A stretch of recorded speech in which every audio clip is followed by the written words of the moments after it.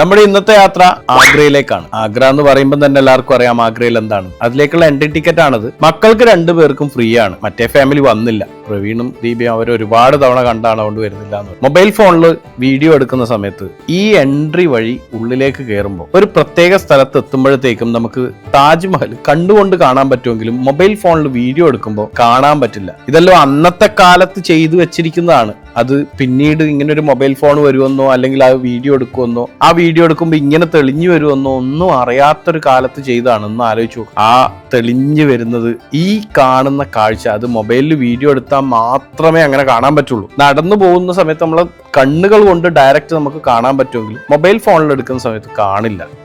ഭാര്യയുടെ ജീവിതാഭിലാഷങ്ങളിൽ ഒന്നാണ്. രശ്മി കല്യാണം കഴിഞ്ഞ അന്ന് മുതൽ എന്നോട് പറഞ്ഞ ഒരേ ഒരു സംഭവം എനിക്ക് ആഗ്രയിലുള്ള താജ്മഹൽ കാണണം എന്നായിരുന്നു. അങ്ങനെ താജ്മഹൽ കാണിക്കാൻ വേണ്ടിയിട്ട് ഞാനും പലപ്പോഴും വിചാരിച്ചു.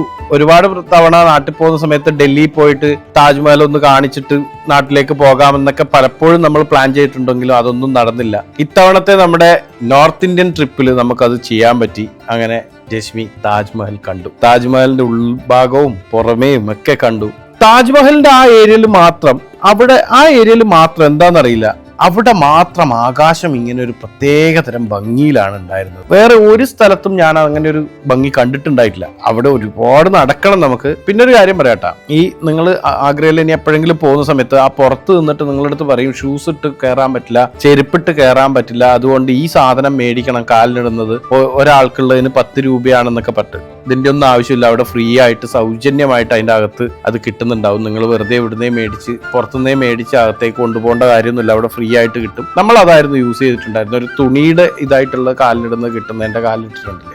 ഈ സാധനം ആണെങ്കിൽ ഇത് സൗജന്യമായിട്ടാണ് അവിടെ കിട്ടുന്നുണ്ടാവുക. നമ്മൾ ഒരുപാട് രീതിയിൽ പറ്റിക്കാൻ നോക്കും അവിടെ ഒരുപാട് ആൾക്കാർ. എല്ലായിടത്തും അങ്ങനെയാണല്ലോ. പക്ഷെ എനിക്ക് കുറച്ചും കൂടിയൊക്കെ മറ്റ് സ്ഥലങ്ങളിൽ പോയതിൽ വെച്ചിട്ട് ആഗ്രയിലാണ് കുറച്ച് എല്ലാ സാധനത്തിനൊക്കെ കുറച്ച് വിലക്കുറവും കാര്യങ്ങളൊക്കെ എനിക്ക് തോന്നിയത് അതാണ്. അവിടെ ഒരു വലിയ ലെതർ ഫാക്ടറി ഒരുപാട് സംഭവങ്ങളുണ്ട് കേട്ടോ. ലെതറിന്റെ ഒരുപാട് സംഭവങ്ങളുള്ള ഒരു സ്ഥലം കൂടിയാണ്. ആഗ്രയിൽ പോകുന്ന സമയത്ത് ലെതറിന്റെ എന്തെങ്കിലും മേടിക്കാൻ പ്ലാൻ ഉണ്ടെങ്കിൽ അത് അവിടുന്ന് മേടിച്ചു കഴിഞ്ഞാൽ കുറച്ച് വില കുറഞ്ഞിട്ടൊക്കെ കിട്ടും എന്നുള്ളതാണ് അവരൊക്കെ പറഞ്ഞിരുന്നത്. താജ്മഹലിന്റെ ബാക്ക് ഭാഗത്ത് ഇതുപോലൊരു കടലാണ്. കടലിൽ ഇപ്പൊ അത്ര വെള്ളമില്ല, എന്നാലും ഇതൊക്കെ കാണുമ്പോൾ അത്രയും വർഷങ്ങൾക്ക് മുമ്പ്, നമ്മളൊക്കെ ജനിക്കുന്നതിന് എത്രയോ വർഷങ്ങൾക്ക് മുമ്പ് ഇങ്ങനൊരു കെട്ടിടം പണിയുക എന്ന് പറഞ്ഞു കഴിഞ്ഞാൽ എന്തായിരിക്കും അതിന്റെ ടാസ്ക്. ഞാൻ അതൊക്കെയായിരുന്നു ആലോചിച്ചുകൊണ്ടിരുന്നത്. അതിന് അത്രയും വലിയ ഹൈറ്റിലുള്ള ഇതൊക്കെ കെട്ടണമെങ്കിൽ ഒരു ക്രെയിനും ഇല്ല, ഒന്നിന്റെ സംവിധാനങ്ങളൊന്നുമില്ല. മാർബിളിലൊക്കെ ചിത്രപ്പണിയൊക്കെ ചെയ്തിരിക്കുന്ന, പല കളറിലൊക്കെ ചെയ്തിരിക്കുന്ന, ഇതൊക്കെ എങ്ങനെയായിരിക്കും അന്നത്തെ കാലത്ത് സാധിച്ചിട്ടുണ്ടാവുക. ഈ സൈഡിൽ നിന്ന് നോക്കിയാലും അപ്പുറത്തെ സൈഡിൽ നിന്ന് നോക്കിയാലും താജ്മഹലിന്റെ ഫ്രണ്ട് സൈഡ് അതാണെന്ന് തന്നെ തോന്നും. താജ്മഹൽ കണ്ടിട്ട് നമ്മൾ തിരിച്ച് റൂമിലേക്കുള്ള യാത്രയാണ്. ശരിക്ക്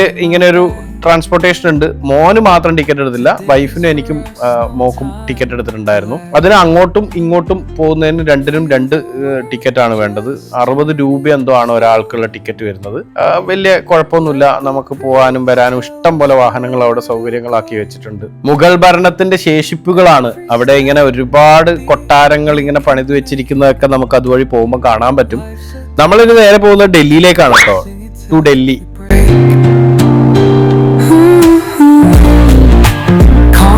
Warm under